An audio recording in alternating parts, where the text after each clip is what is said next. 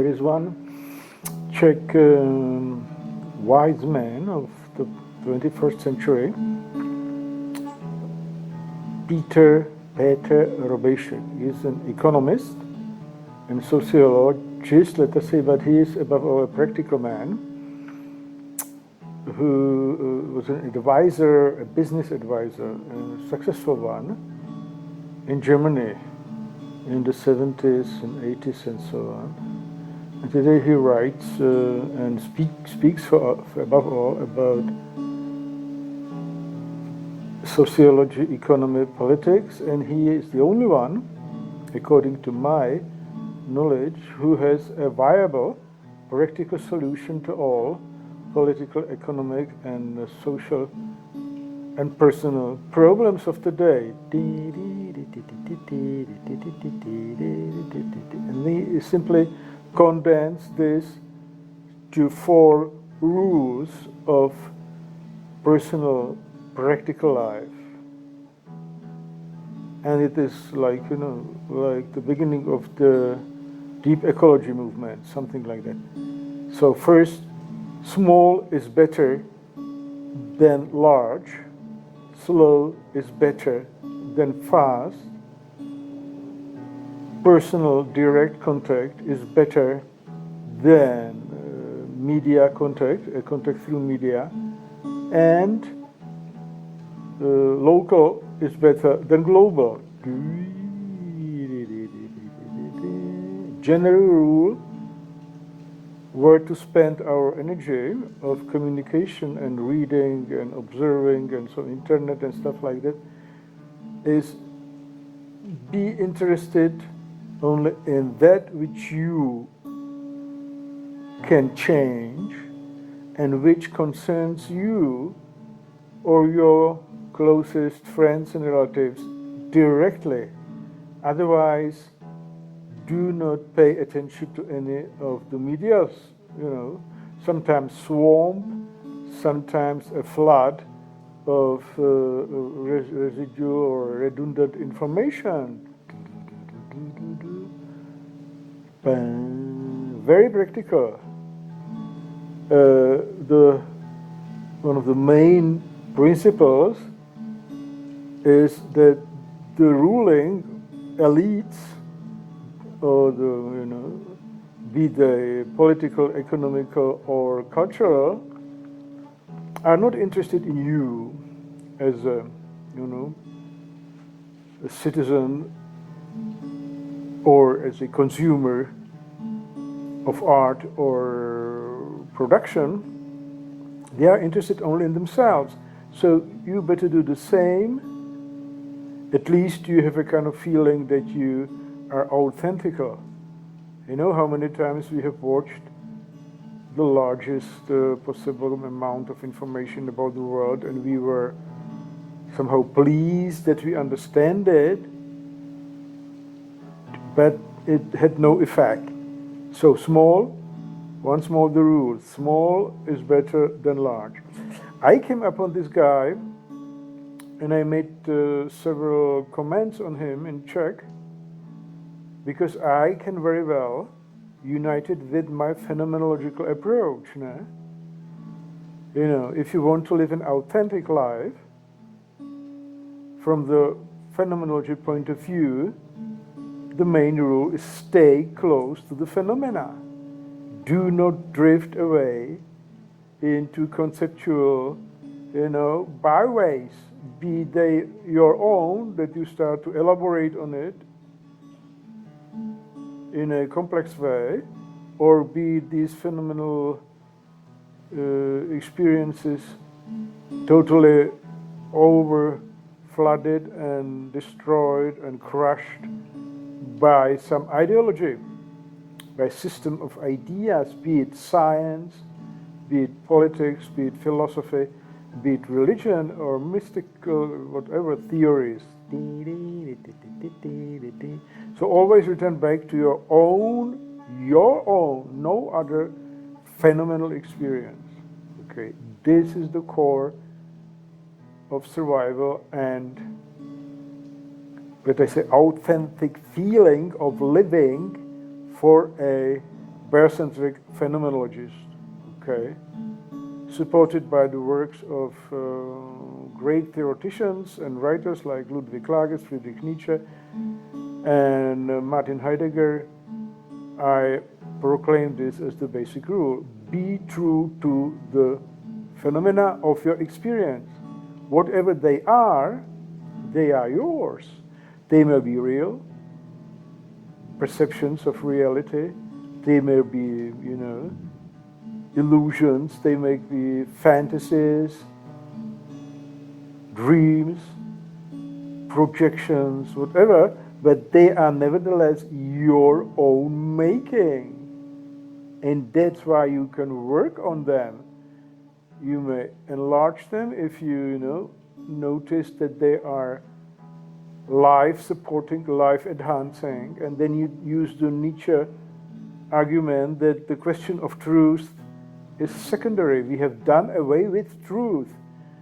Nietzsche says very wisely, we have discovered that the value of truth is something that has to be questioned.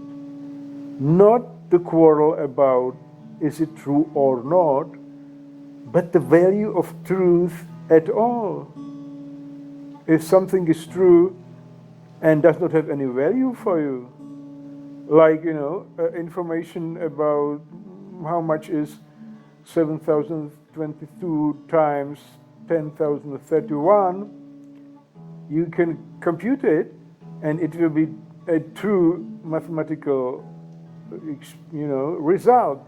But it does not relate at all to your life, to your personal life. And like this, they did 95% of all information around you does not pertain to your personal life, and that's why you cannot even grasp them correctly and use them in your personal life. That's why you cannot change them if some change is necessary. Whereas a dream, even though it may be a total fantasy, was your making. And you wake up and you feel, wow, this was connected with the beautiful or horrible feeling, whatever, and I have to work on it. Either I have to, as I do when I have a beautiful dream, I enlarge it, I keep, in a kind of half-sleep state and visualize it because it is still very much present in my visual memory. And if it is horrible, I wake up and go to the balcony here. Well, I don't have any more, but used to have long time ago some terrible dreams.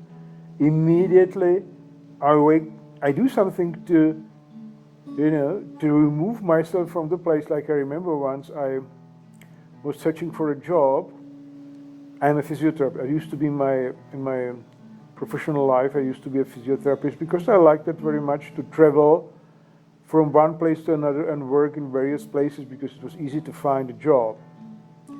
Once I was offered a very well-paid job in a clinic, orthopedic clinic on the border of Bavaria and Czech Republic, a newly built clinic. So I drive there, I signed the contract, it was very good money, and then I say, okay, I cannot drive back, can I sleep here somewhere? And they gave me key to one room in this complex. It was not yet open, it was just, furnished, and so I had a mattress in a room that was still covered with plastic, so I put towels on it and a blanket, and I sleep, and I had a bad feeling when I was walking through the screen. There were kind of quasi-modern frescoes or pictures on the walls that tried to be progressive, and there were human bodies, and the anatomy of the human bodies was the main subject, but it looked like a butchery. It looked very disgusting.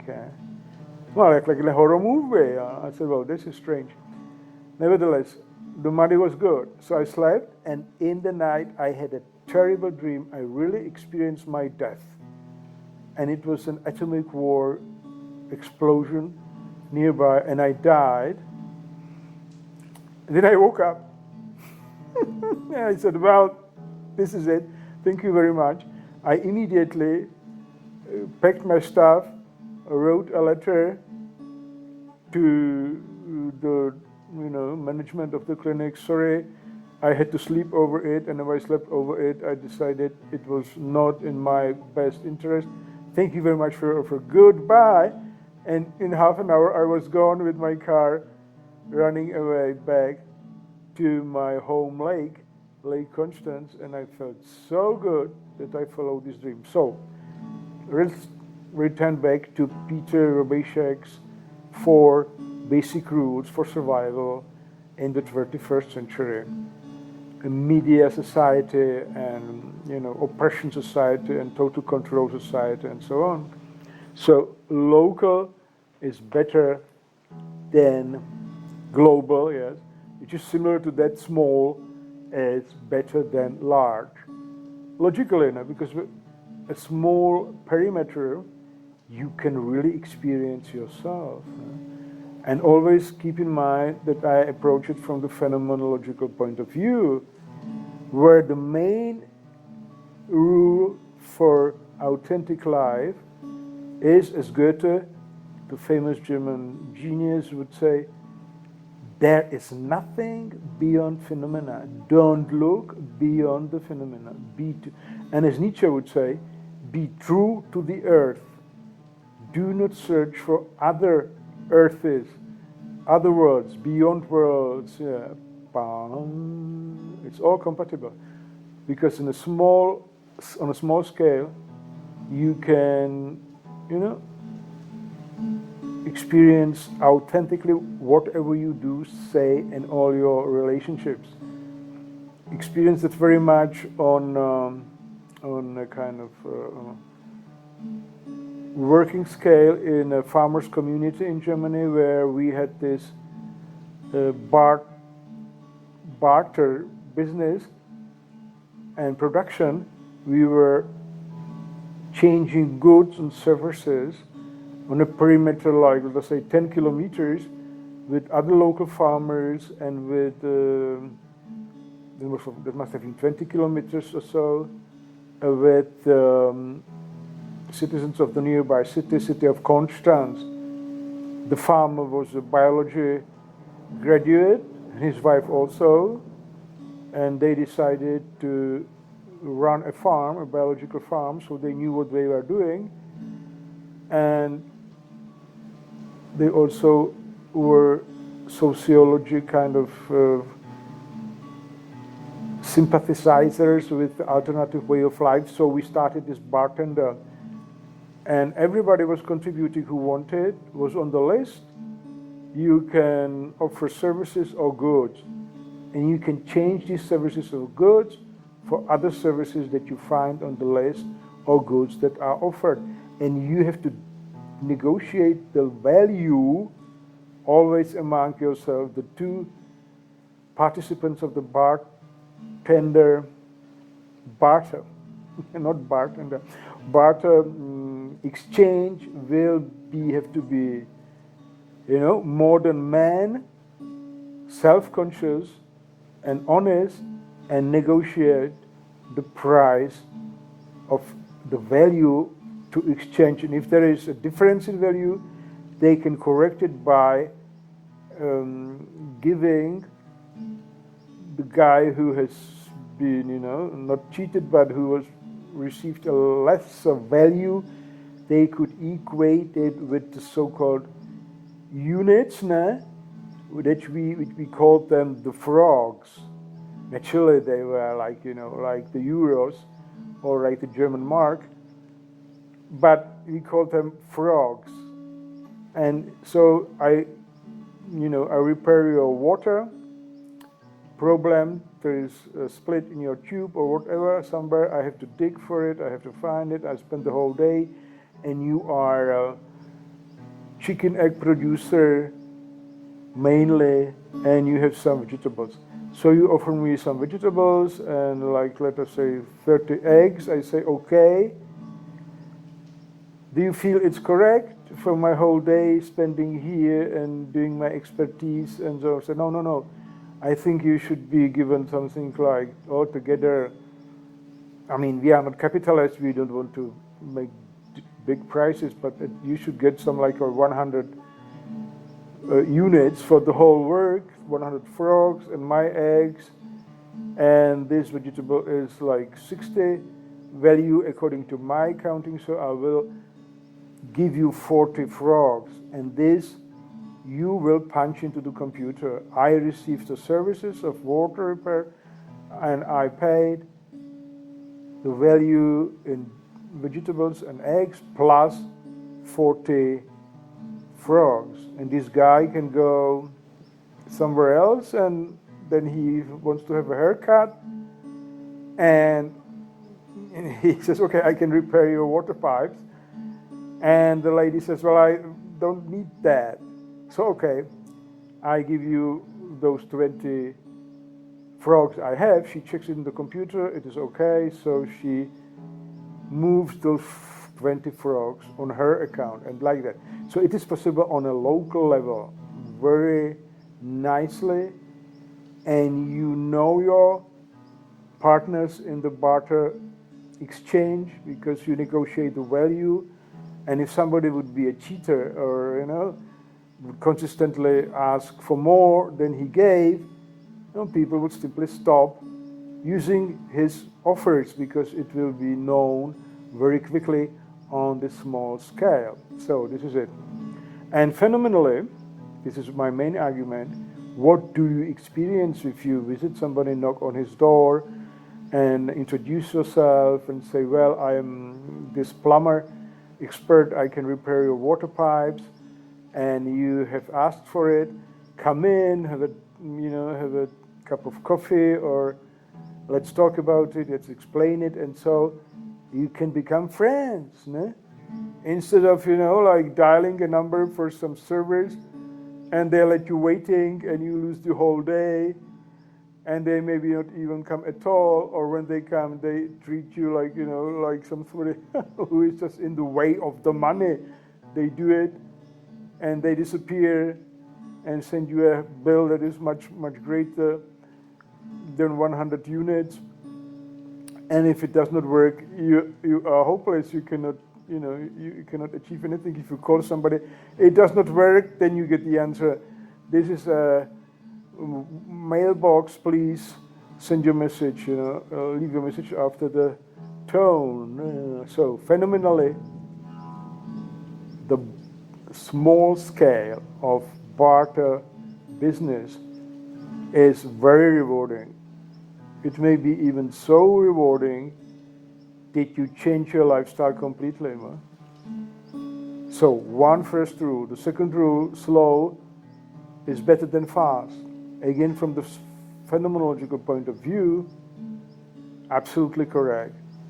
Because only if one phenomena passively grows into the other, changes passively because of the openness of your soul field to receive the phenomenal experiences, then you live authentically. If you jump from one object of perception to the other, then you never experience the essence, the mystery of the moment and of the phenomena you are experiencing. You just see, measurable, quantifiable objects, and that's it. You jump from one another to another, and then the whole day, then you are depleted. Your energy is used up in the act, in the cognitive act of perception.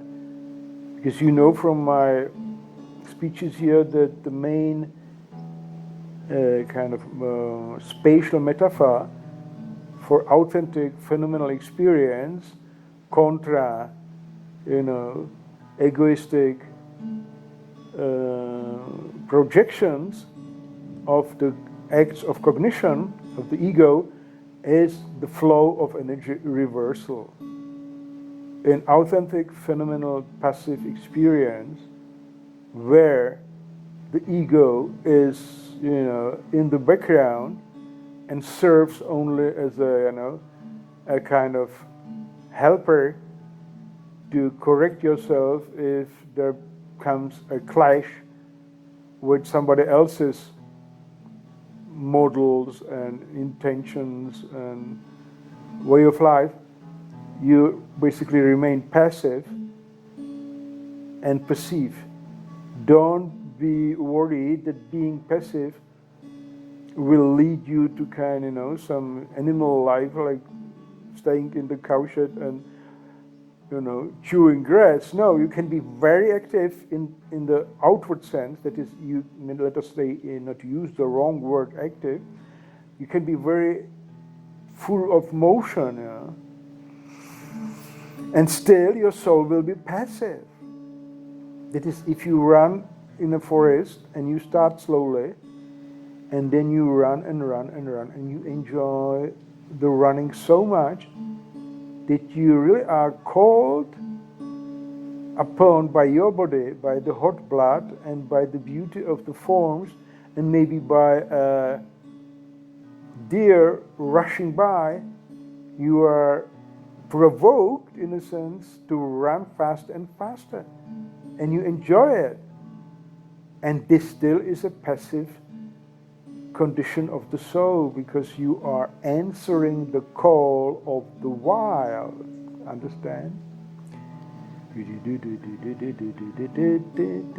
So, what we were talking about the main rule of biocentric phenomenology, which distinguishes life-supporting, passive approach to life contra an active, aggressive, life-destroying, cognitive act series that are powered by the ego which has penetrated the soul field and possesses it and uses the energy of the soul and the body to perform these acts, as I call them, shots of cognition. In the first case, in the passive receptive mode, the flow of energy is towards you, from the great nature, biosphere, your surroundings, to you. You are the passive receiver. In the second mode, in the life destructive mode, the flow of energy is from the ego through the soul field, and using the energy of the soul field as a shot into the outward world, at the end of which the target is either the object of perception, you simply cut out sharply defined objects from the fluid background of phenomenal experience, and you see everything like an object, and the value you ascribe to it is the value for the ego. How much? The quantitative answer. How much can I get for it? How much will I get out of it? And it pertains to all objects, even even family objects like kids, women, husbands, wives, relatives, and so on. They become all objects, okay? So, and or it may be an object like a concept. Né? You have a not clear phenomenal experience of something, and then you nail it down and you say, this is unhappiness. I am not supposed to feel that. I will just refuse it. Because you label those uncertain feelings with a name for a certain concept. Or you look at a crowd of people, you don't understand them, and you label them, these are enemies. Conceptually, yeah? You classify them, and then they are to be destroyed now. So you see, like, for the true experiential revealing of what you are facing, there has to be time, so this has to be slow. No? The growing of one phenomena to the other. So the second rule, slow is better than fast, is in total congruence with the phenomenal requirement that you should live authentically close to the phenomena and ascribe value yourself to experiential phenomena. And also it is in congruence with the first rule of Petr Robejšek, small is better than large. You know? Because if it is small, your perimeter of experience, you can always walk or take a bike.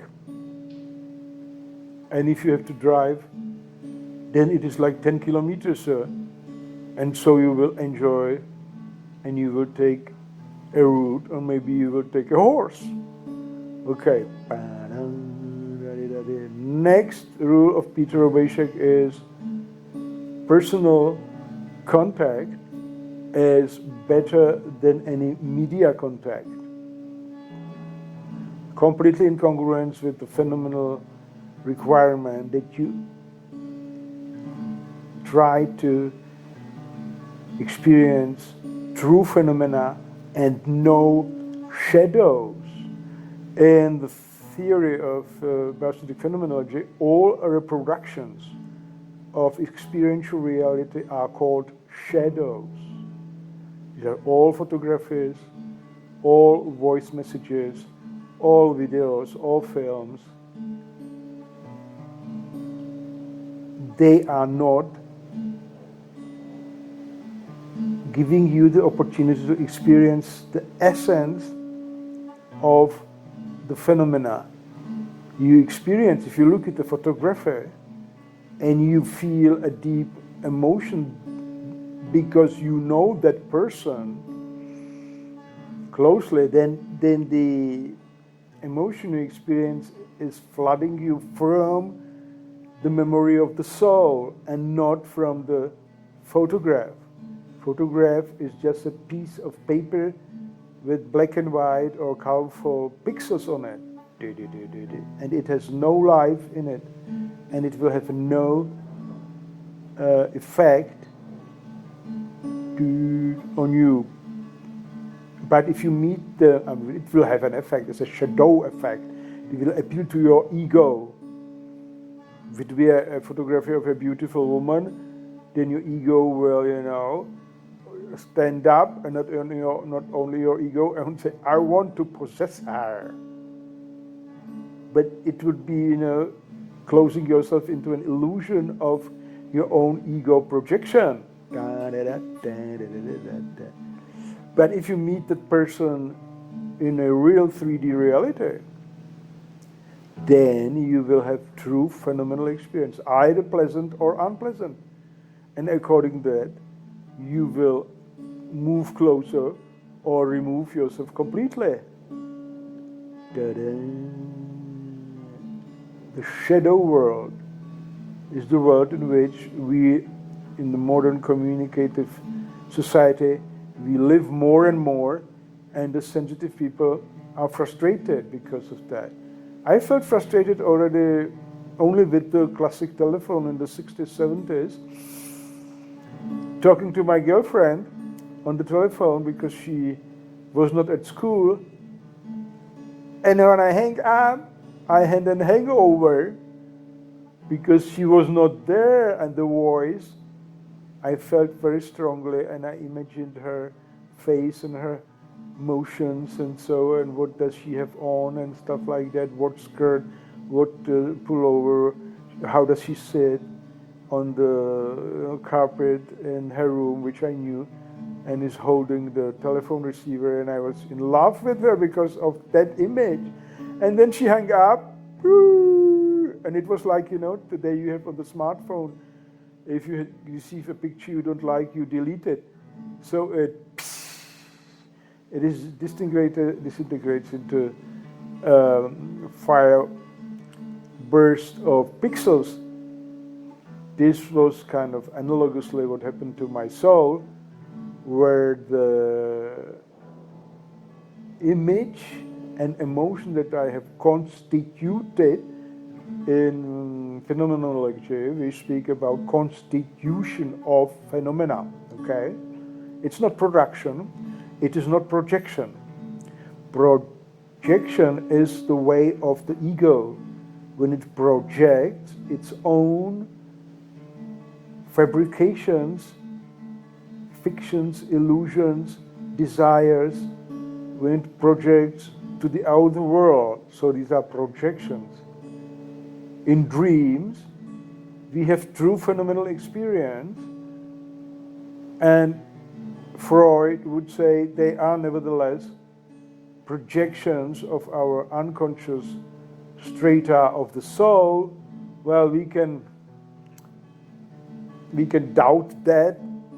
Biocentric phenomenologists doubt it because they see psychoanalysis as already in the word as a dangerous kind of act, because it analyzes the soul. It cuts her to pieces, okay? Some of them are conscious, some of them are unconscious, and so on. We prefer much more psychosynthesis. There is a method like that, where you simply, as I have said at the beginning, whatever you experience, when it is your authentic experience, then accept it as truly happening and ask only what is the value of it for your life, and the value you decide yourself. You do not let anybody else to decide it for you. Ba-na-na-na. Like I said, if I have a nice dream, I cherish it and I continue, pushing the imaginary into a fictional, the imaginary mode into a fictional mode. Dream is imaginary. You don't have any control over it. It simply flows, it happens. In the fiction, you have a partial control over it, but you cannot materialize it. This is the stuff of art. Art is a beautiful fiction. Okay. And if you want to enjoy art, as Edmund Burke in the 19th century, an English theoretician of art, would say, you have to suppress the temporarily your tendency to disbelieve, okay? If you sit in the cinema, you don't sit in the cinema anymore. You just have your cinema at home. But if you would constantly remind yourself of the fact it is only a fiction, it is only a fiction, it is not true, then the question would be, why do you watch it? Why do you watch it? If it is a realistic news coverage, then you don't remind yourself constantly, wow, this is fiction, this is a fake. Yeah? Maybe you should, in the last years, you must not believe even the so-called authentic documentary films. But in the classical time, fiction is possible. It is between, the realm of fiction extends between the imaginary realm and the real realm. The real realm is the sensory perception of the empirical world. You go out of your house, and if you would pretend that the cars on the street are dream, images, then it will be very dangerous for you. They could kill you if you walk into the street. And if you are a speculative philosopher and say, they are fictions. They are maybe my projections, like, the subjective idealism of Bishop Berkeley. You say, these are fictions, and even if they hit me, the hit, pain, would be a projection of my brain. So it's not real. And then you go there, and you are crushed down, and you end in a wheelchair. And if you are, if you would meet a good psychiatrist, then he would say, yes, keep true to your honest suggestion that this is all a projection of your brain. Even their life in the wheelchair is a projection of your brain.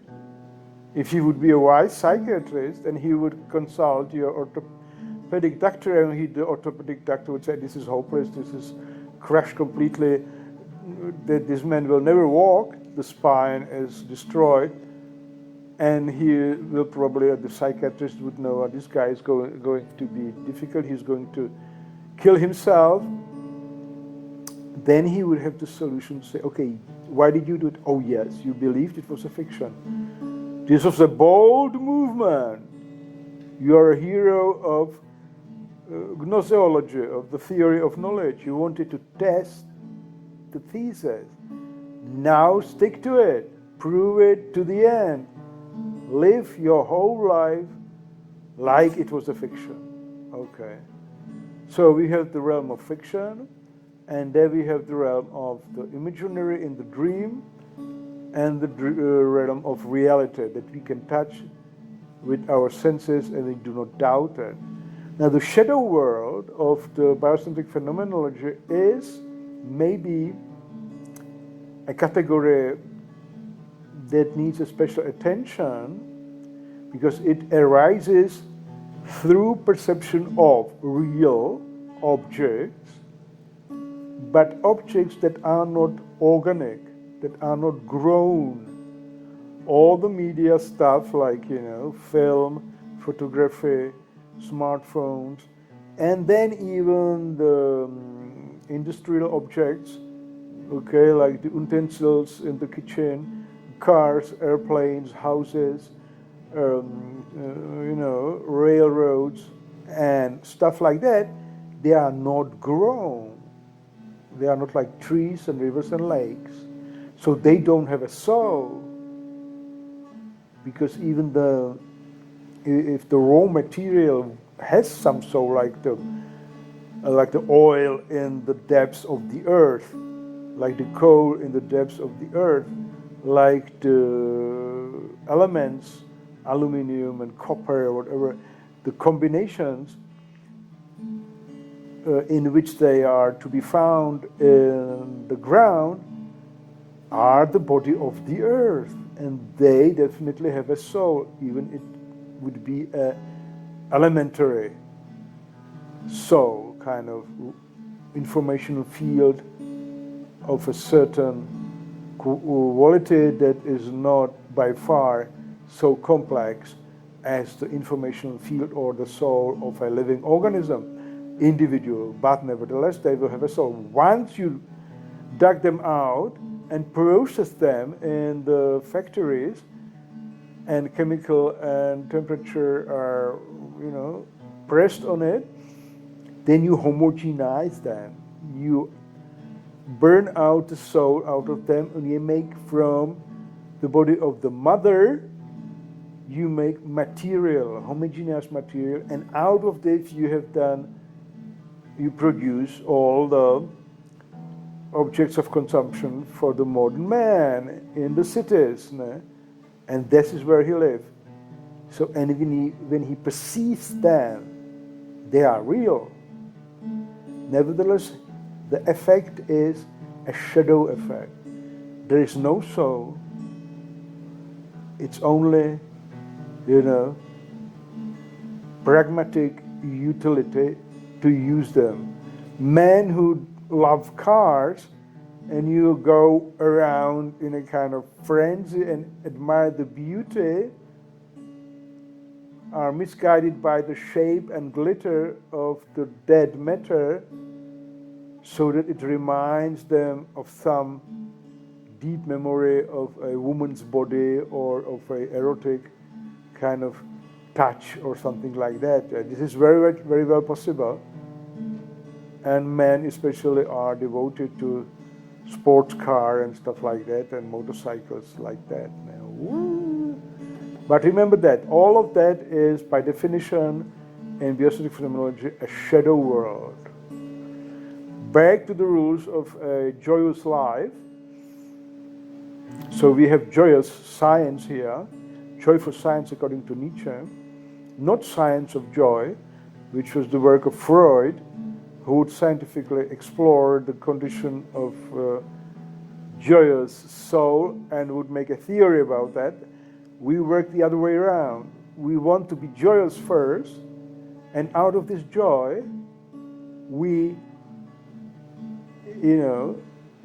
are given, and we are passively receiving insights into the condition of the suchness of the things, of the phenomena, of the essences of all processes around us. So we know then what they are in their essence, and our knowing becomes a science that is joyous, because we were joyous before we started to be scientific. That's why we have this method of bardic approach. And once we feel, immediately we start to lose this poetic mood. We recourse to some short improvisation and vocalization to be joyous, to feel the joy of life again. So next rule, we leave the shadow world, which is naturally very much attacking us when we move fast. When we move fast, we cannot allow the phenomena to, mirror themselves in the passive mirror of our soul, in our soul's awareness. We are losing it, and we are forced to quickly assess the fleeting objects around us by fast acts of cognitive, grasping and immediate understanding if it is danger or not danger. So people who live fast deplete their soul's energy, because we know the acts of quick grasping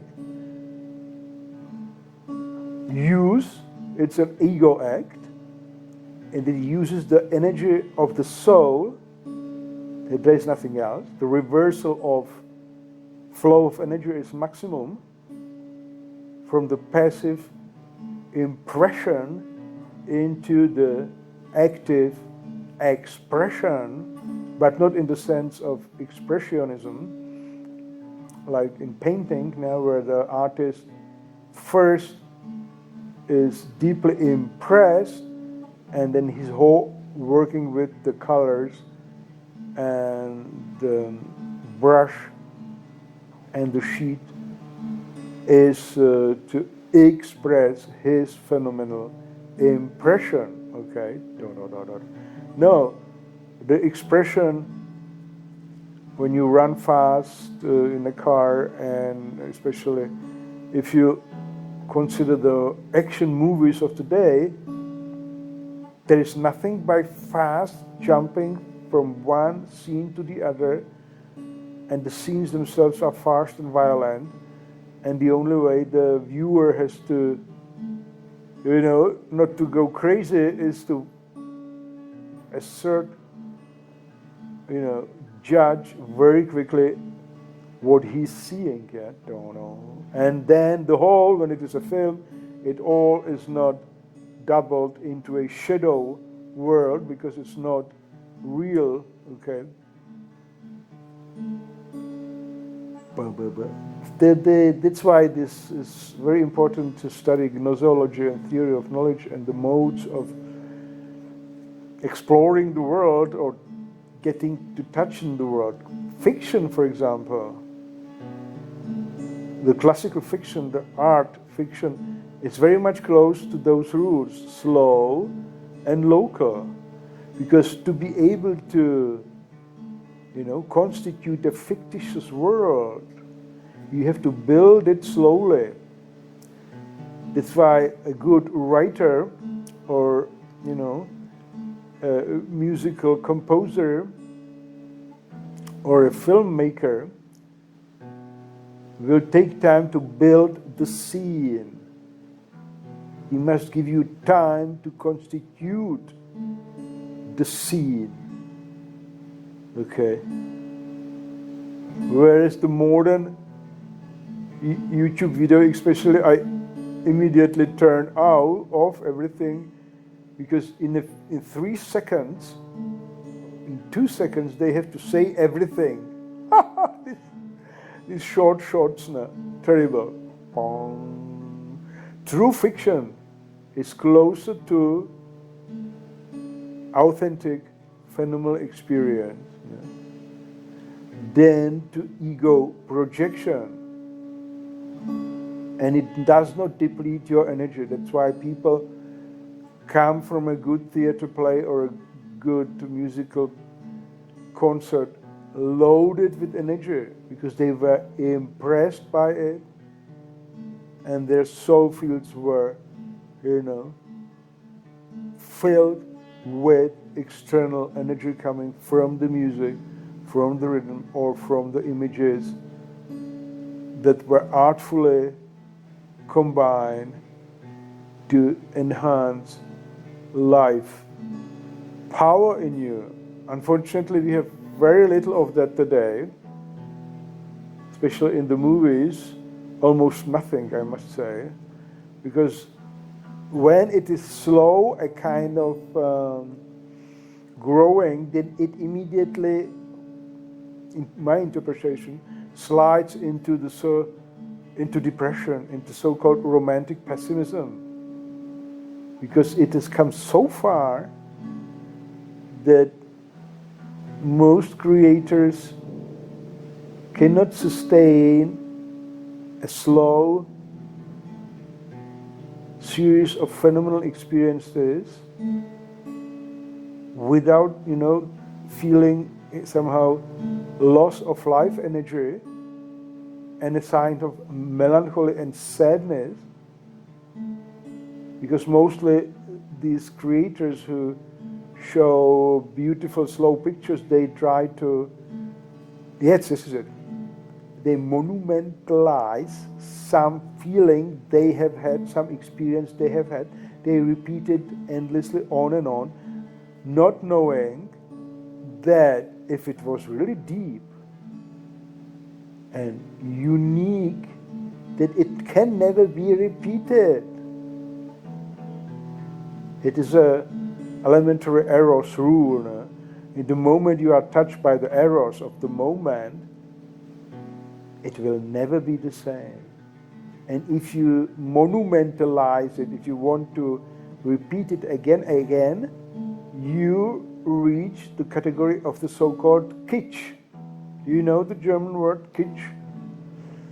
It is something like, you live in a high building on the 10th floor, but you remember your childhood in the forest of Bavaria, let us say in the mountains, and so you equip your room with the furniture of the farmers, and you have some, old guns and all kind of stuff, instruments on the walls, and you play this mountain music when you come home, and it all gives you a feeling that as if you were in the mountains, in your cottage in the childhood. And if it is repeated and again as a routine, it is the category of kitsch, monumentalized emotion. Kitsch is a work of art, or like this room, a work of real conglomeration of objects that has the function to evoke a certain feeling forever and ever, once again, possibly the same feeling. And this is impossible in reality. It is possible only in a fake reality, in a kitchen. Let's go to the next rule. We had 2 rules already behind us compared to the biocentric phenomenology principle of as much as possible to live in an authentic phenomenal experience and not to slide away into cognitive acts of the ego that are then objectifying perception, conceptualized thinking, and active will to power to obtain something, and the worrying mode of self-consciousness, self-pity, worrying about the future. All this should be abandoned, and you live in the permanent presence, in authentic phenomenal experience. You leave yourself to be impressed. The energy flows to you from the external world. That's why you are full of life energy.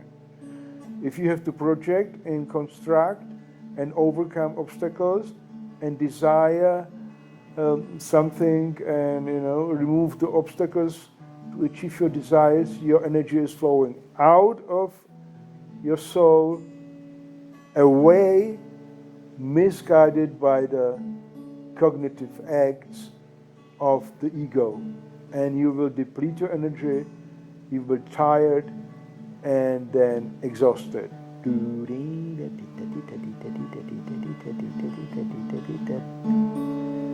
So the 2 first rules were small is better than large, and slow is better than fast, and the 3rd rule was, we discussed now, individual contact is better than via the media. I have changed it now to individual contact from personal contact, because personal is synonymous for me to egoistic. Soul and body of each human being is individual, unique, and they together form the unity life. Body is the expression of the soul, soul is the meaning, the software of the body. This is a bipolar unity, and it changes. Soul dominates body, then after some time, body dominates soul. Endlessly repeating. This altogether forms what we call character of an individual. Men and women have character, animals have character, landscape have character, because all of them have bodies and soul. When and only in the human race a special addition comes, that is the ego spark, we call the change of the individual body and soul personality. The change that happens then, you become a personality. It is a change in character that happens under the influence of the ego. And all the attempts to run away and to be again like children without an ego require the dissolution of these 2 kind of armor, like Wilhelm Reich would say, 2 pieces of body armor in the soul and body armor in the body that are caused by the ego. That you become personal, you have personality traits. You cannot be fluid, perceiving phenomena and expressing your emotion freely like you are in the original condition without the ego, and all the alcohol, all the drugs, all the whatever procedures in all cultures, dancing and singing and chanting and repeating, drinking, sometimes, even sexuality are used to explode this ego or to dissolve it, okay? To have this deep feeling of unity of one small body and soul with the large body and soul of the planet Earth. The last is, what was it? Local is better than global. Logical, because if it is local, it is born together with you somehow. You were born sometime, and the plants and the animals and whatever was growing around you was growing simultaneously with you. You know them, you can relate to them. Even cultural institutions, local cultural institutions, groups, and political parties and hobby groups and whatever are grown slowly. You have noticed the moment they came and they were not before, and when they start, all institutions behave, normally. Let's say they are not trying to rule everything, they are just trying to grow a little bit. So you have these 4 rules for joyous lifestyle. Small is better than large. Slow is better than fast. Personal or individual contact, better to say, is better than via the media. We discussed the various forms of fiction, reality, dream, okay, and then finally, local is better than global, because you are at home in the locality, and all the businesses and all the projects that I have ever done that filled me with energy of life were like that. Local farms, local sports clubs, and so on.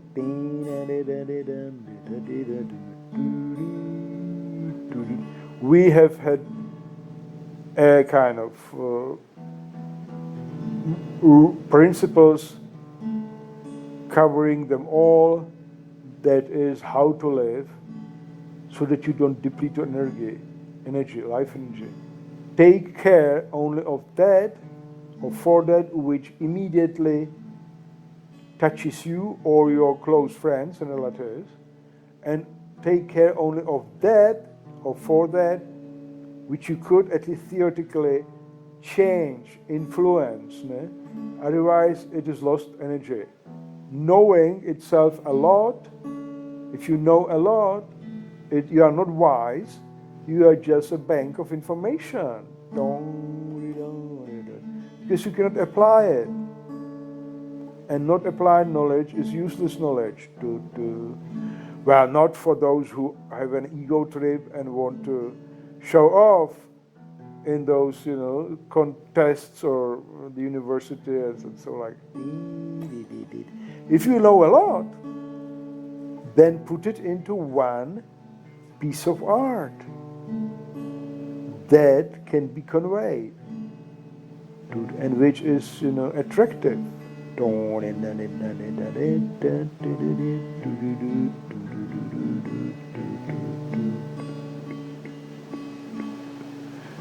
That's it. The man who formulated these 4 rules from the point of view of sociology and economics, his name is Petr Robejšek, is currently the only one in the Czech Republic, my homeland, who has a concise and logical and realistic and practicable suggestion for those many dissatisfied people who lose the authenticity of their lives. But unfortunately, I always make a note to his speeches. There's a lot of people who listen to him, and there's a lot of comments. And all they comment in the same style. Wonderful, Petr Robejšek is the only one. We need him as a prime minister or something like that. I see it, everything. And I always comment, my name is so-and-so, I can offer services like farming, physiotherapy, language teaching. Where is the community I can join where we can immediately live according to these 4 principles? And I get no answer. Because 95% of all alternative listeners of the criticism of the mainstream is on the level of the ego projection. The knowing that they are against the mainstream is the egoistic pleasure they derive from such lectures. A real act to do something is far away from them. So this is the great trouble, that the ego always, we know this from meditation or concentration exercises. If you try to dissolve your ego in a meditation exercise, almost always the ego jumps forward and says, yes, this is a very good idea. I shall do it for you.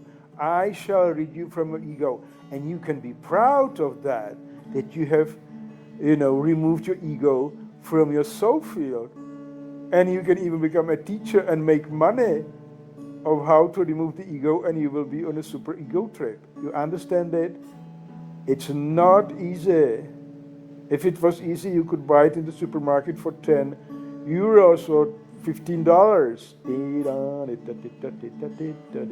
So take this and apply it. First, apply it in your own life, private life. Watch over the phenomenal experience.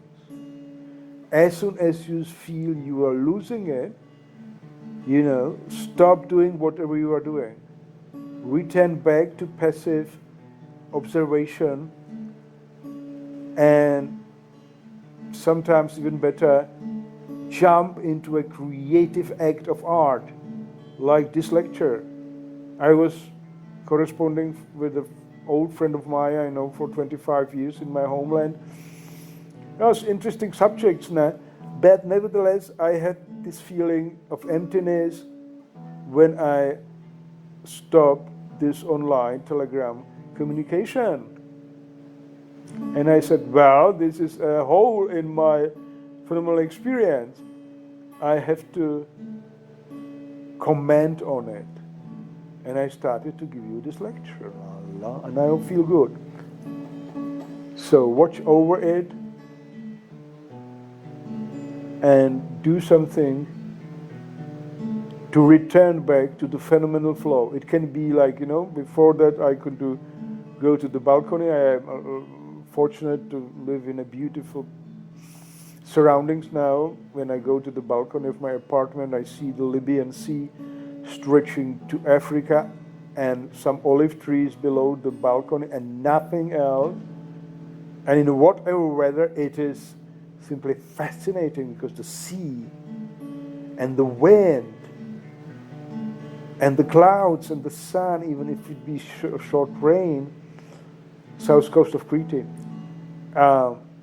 they are so alive, and they are so, full of herbs and smells of the south, that it simply hits you in all pores of your body and eyes and smell and touch, that this is beautiful.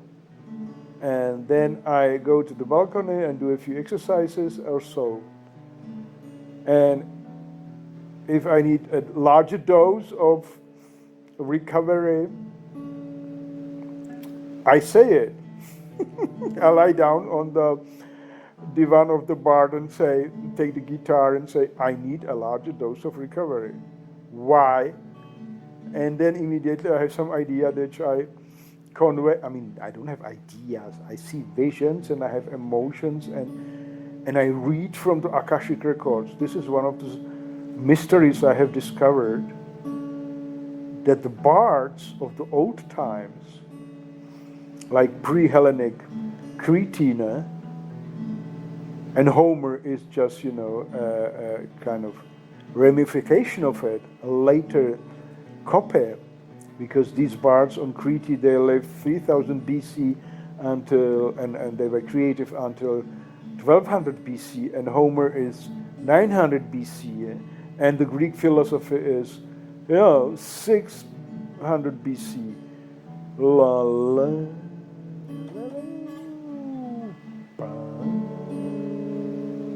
So these bards are descendants from the so-called Telestai. You can read about the Telestai in John Lamblash's works, mainly in not in his image. So they were capable of passive opening of the soul field to such a large extent that we were reading, quote unquote, or traveling and remotely viewing whatever distance of space and time.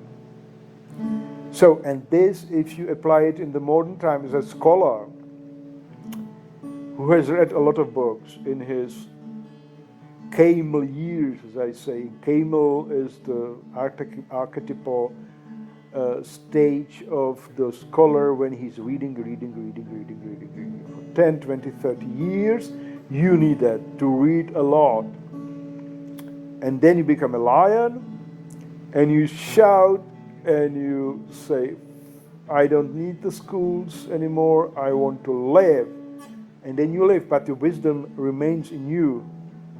And then when you are, a lion, you live alone and you make it. And then you transform to a child, the third stage of transformation, according to Nietzsche. And then you become to be joyous and you enjoy every moment of your life and you want to share it. You play with life. And love is there and life loves you. And then what I wanted to say, the Telestai and the bards, they were, inspired to such an extent that whatever was ever, deeply said, felt, sung, or perceived, experienced visually, emotionally, it forms a pool of akasha, they say, the supra-individual, visual, auditive, verbal, spatial, dynamic, pictorial memory of the biosphere of the planet Earth. And there is the source of your inspiration. Madness, not madness, but vastness. And you could go forever, but you have to stop because you would overdo it. Okay, so I stop now and I say, be true to the earth with Nietzsche, stay true to the phenomena, don't look behind the phenomena, there's nothing else, with Goethe, and with the Petr Robejšek, small is more than the large, slow is more than the fast, local is more than global, and face-to-face is more than through digital media. This is, my,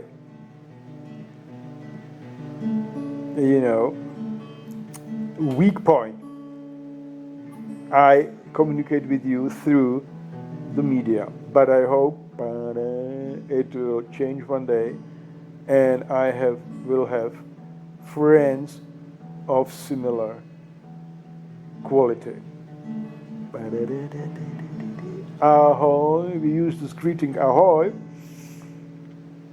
greeting of the sailors. My bark, my ship is passing yours.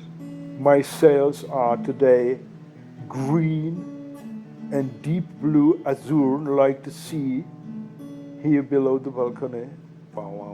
And I go on and I will send these songs and images and words to the wind, and you can hear them as you pass by in your ship.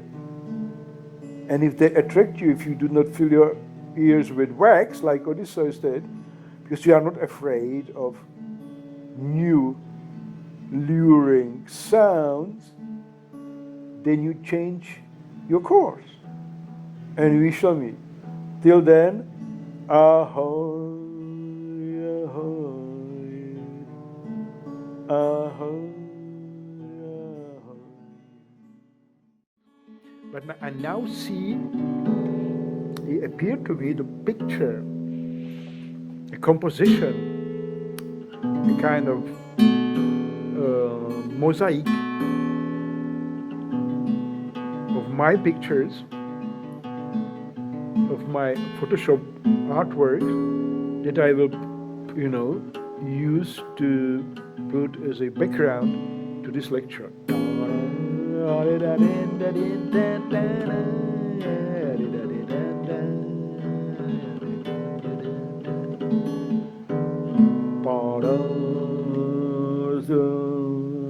Another position of the guitar.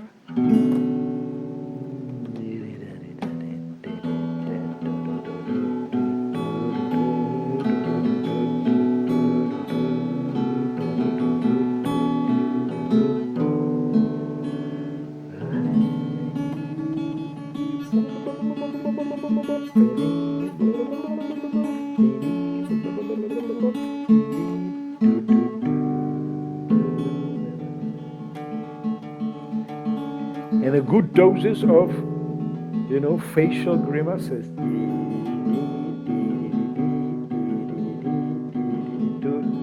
To dissolve the armor, body armor, Wilhelm Reich, you know him. Because even though it was spontaneous lecture, I wanted to communicate something.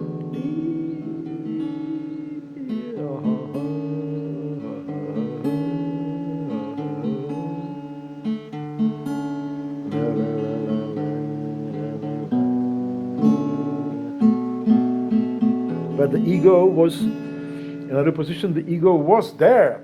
This is what you should remember finally. All those cognitive psychologists are completely wrong.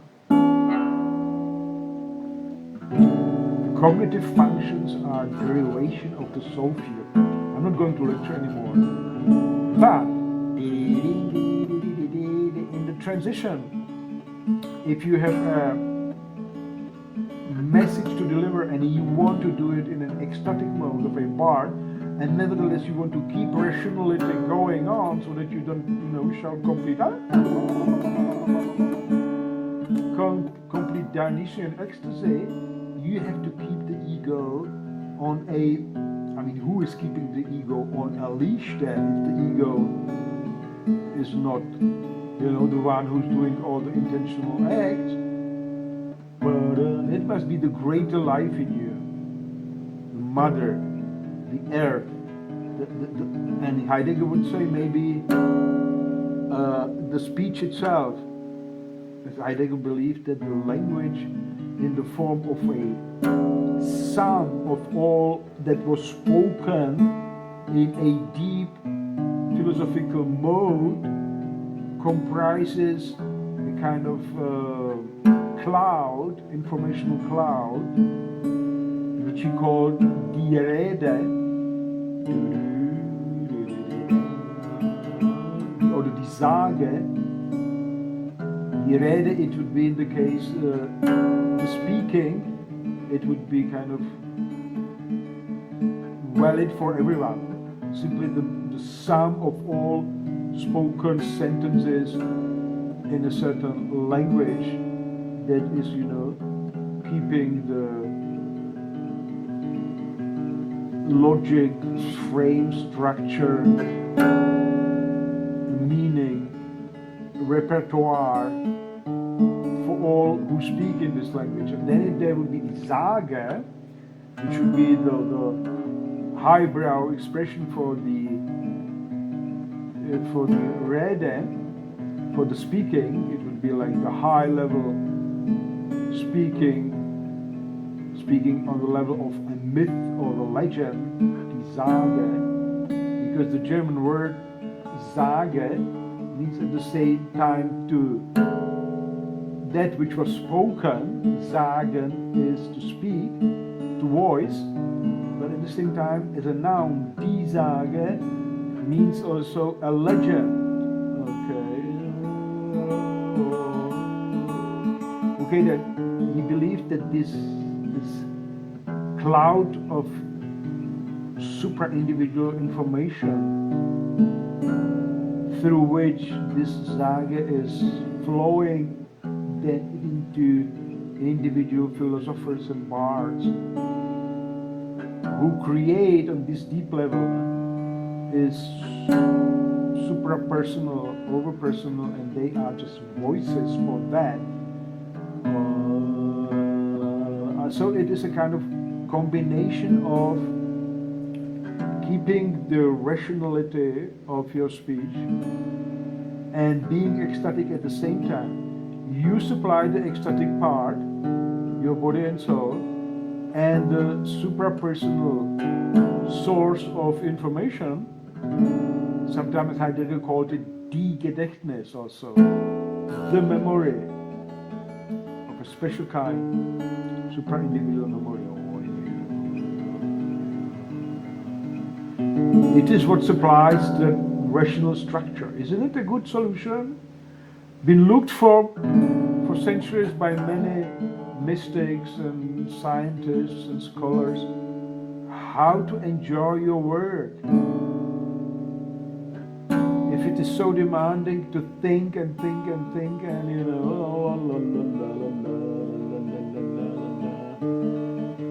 you have to read a lot, and for that the universities and institutes and temples should be, and the teacher should understand it.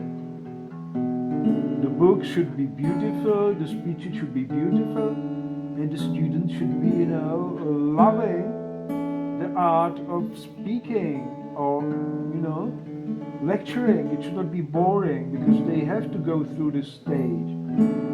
And they should have nice gardens and surroundings to read those big books.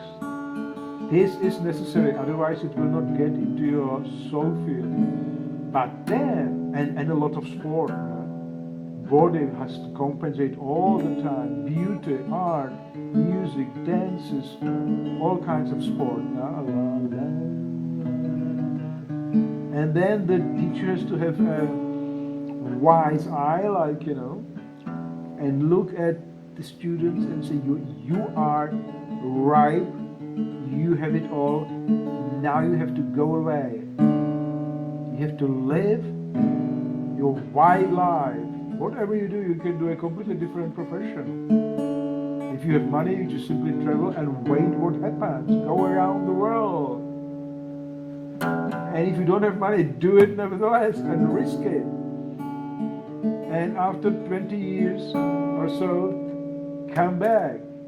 And then we shall talk. And you will be on this level then, in this deep, inspirational stream of the Akasha records.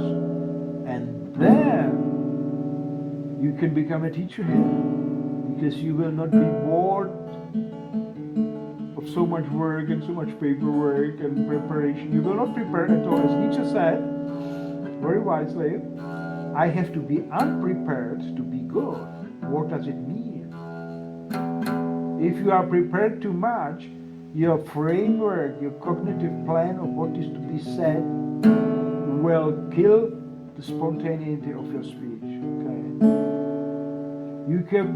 You don't have to prepare at all. If you are a real master, you will sense the atmosphere from the crowd, and you are living on the same time scale, the time period as the listener, so you will be touched by all that is happening, so you will have inspiration from that, definitely, and you will sense their questions.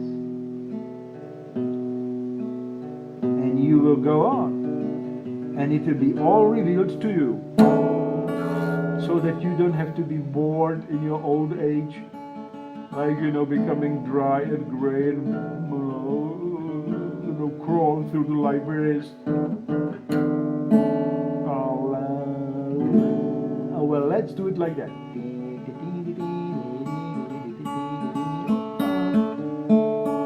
Once more, ahoy! I didn't want to record, but I did. Now it's the definite end.